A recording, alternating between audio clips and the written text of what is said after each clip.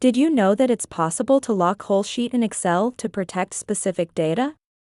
In this short video, I'm going to show you exactly how to do it. Let's get started. So as you can see, I have a table with persons and columns which contain earnings for 5 months. And you want to make this entire earnings sheet locked to prevent overwriting. To do this, click the top left corner to select the whole sheet. Then right-click and pick Format Cells. Look in the Protection tab and make sure Locked option is checked. Then hit OK. Then go to the Review tab, click Protect Sheet, and set a password if you want.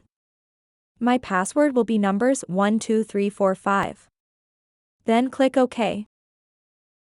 Now re-enter the password again and hit OK. Now the whole sheet is locked and protected against overwriting by your password. Let's try it. If you try to rewrite some of the cells, the error message will appear.